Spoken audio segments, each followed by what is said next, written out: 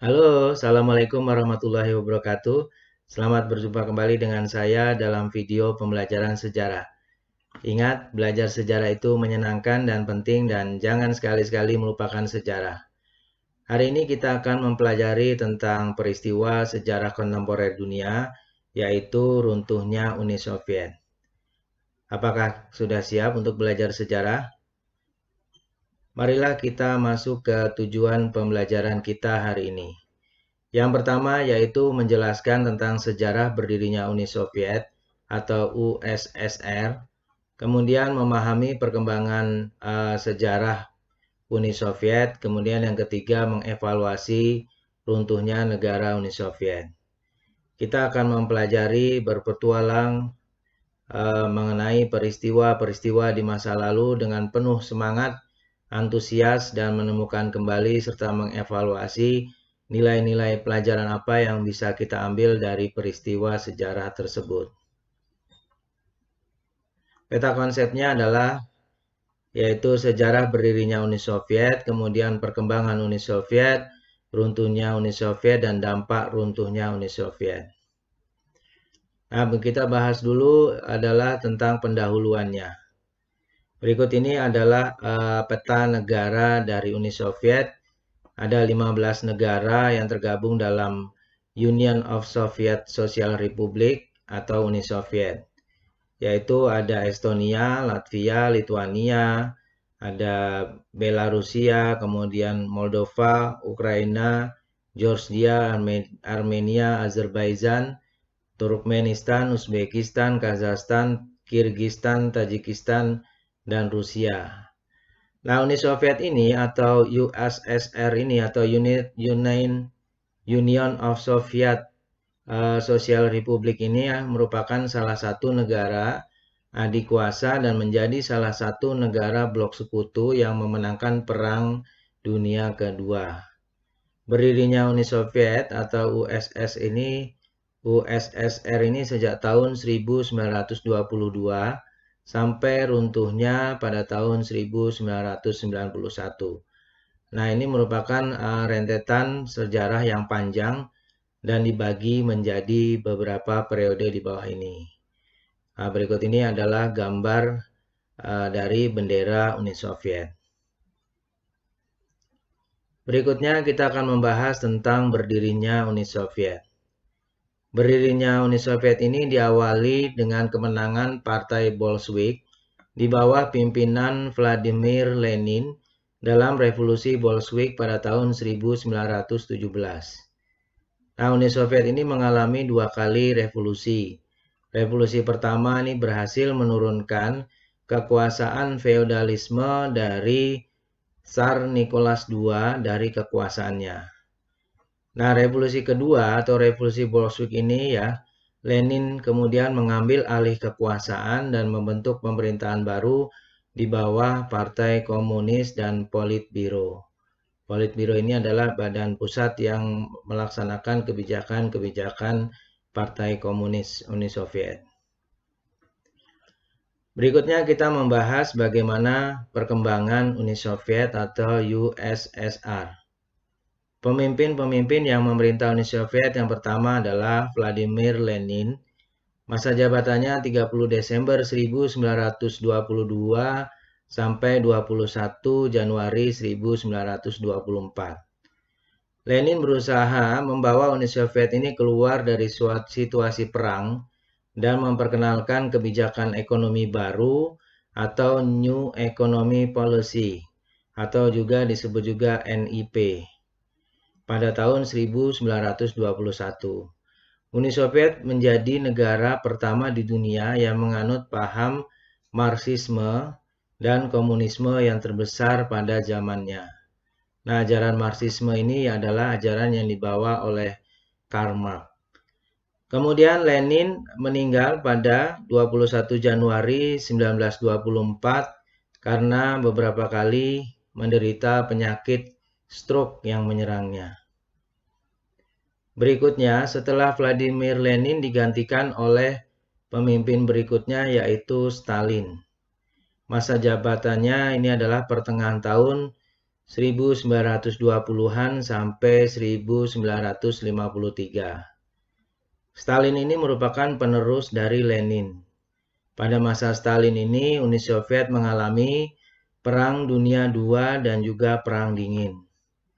Dalam Perang Dunia II ini, Uni Soviet merupakan salah satu negara pemenang perang dan berhasil mendapatkan kembali wilayahnya yang hilang dalam Perang Dunia I, seperti misalnya negara Polandia Timur dan 3 negara Laut Baltik.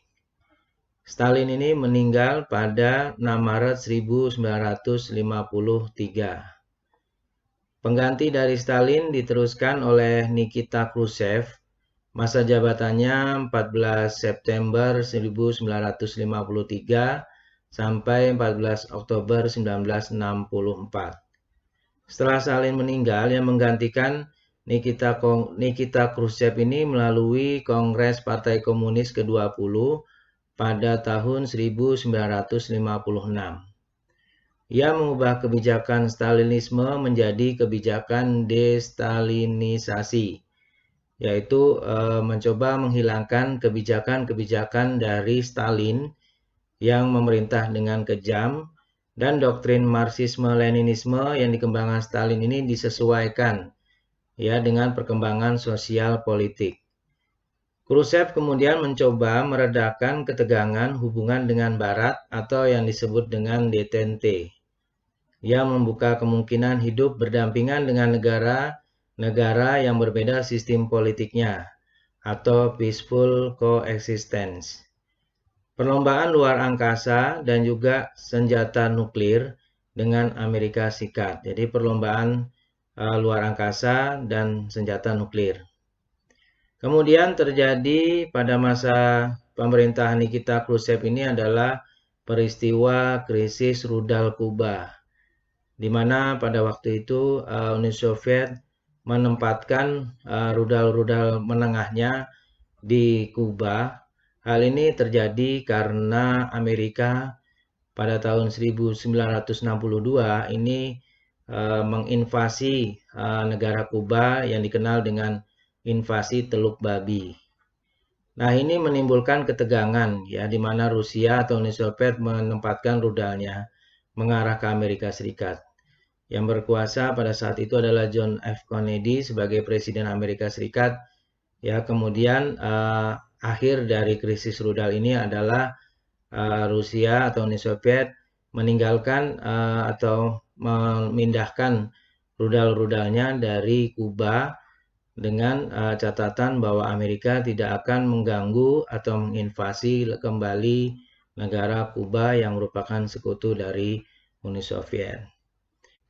Khrushchev kemudian digantikan atau diturunkan dari jabatannya pada tahun 1964.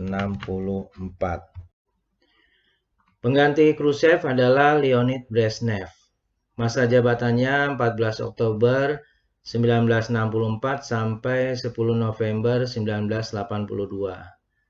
Nah, masa pemerintahan Brezhnev ini dikenal sebagai masa stagnasi karena pengaturan ekonomi yang ketat serta birokrasi Uni Soviet yang kaku, jadi bersifat stagnan. Kemudian kebijakan luar negeri Brezhnev ini disebut dengan doktrin Brezhnev yang berisi tentang pernyataan bahwa Uni Soviet ini dapat campur tangan dalam urusan negara Eropa Timur, sekutu dari Uni Soviet ya. Nah, dari negara Eropa Timur manapun jika pemerintahan komunis ini diancam. Kemudian Brezhnev mencoba mengembangkan pengaruh Uni Soviet seperti mendukung Vietcong dan tentara rakyat Vietnam dalam Perang Vietnam dan menginvasi Cekoslowakia untuk mencegah reformasi musim semi Praha. Brezhnev kemudian meninggal pada tahun 1982. Pengganti dari Brezhnev ini adalah Mikhail Gorbachev. Mikhail Gorbachev ini masa jabatannya 11 Maret 1985 sampai 24 Agustus 1991. Mikhail Gorbachev diangkat sebagai Sekjen Partai Komunis pada bulan Maret 1985 Tujuannya untuk memperbaiki kondisi perekonomian Uni Soviet. Ia menerapkan kebijakan yang terkenal yaitu kebijakan Glasnost dan Perestroika. Apa itu kebijakan Glasnost dan Perestroika? Kebijakan Glasnost ini dikenal sebagai kebijakan keterbukaan ya. Glasnost ini artinya keterbukaan yang berasal dari kata golos yang artinya suara. Nah, Glasnost ini berarti memberikan kebebasan bagi seluruh warga Uni Soviet dan dihilangkannya penyensoran secara besar-besaran. Tahanan politik dibebaskan dan memberi kesempatan untuk pertama kalinya partai-partai lainnya untuk ikut dalam pemilu. Ia juga menyerukan demokratisasi dengan memperkenalkan unsur-unsur demokrasi di Uni Soviet dengan banyak calon dalam pemilu. Kebijakan berikutnya yang kedua adalah perestroika. Perestroika adalah restrukturisasi sistem politik dan ekonomi Uni Soviet untuk mengakhiri masa stagnasi Brezhnev. Mikhail Gorbachev kembali terpilih menjadi Presiden Uni Soviet pada 15 Maret 1990. Ketidakmampuan Gorbachev ini mengendalikan jalannya pembaruan ini melahirkan serangkaian peristiwa yang akhirnya menjadi penyebab bubarnya Uni Soviet. Berikutnya adalah demokratisasi. Nah, penerapan unsur-unsur demokratis dalam bidang politik yang diterapkan oleh Mikhail Gorbachev ini ya, rakyat kemudian diberikan kebebasan memilih wakil dalam parlemen, kemudian juga sistem monopoli kursi politik juga diterapkan sejak Lenin berubah menjadi demokratis. Kemudian ada hukum keteraturan, adanya penegakan HAM, memberikan subsidi kepada perusahaan swasta yang bangkrut, kemudian memberikan kebebasan individu dan swasta untuk mengembangkan perekonomian.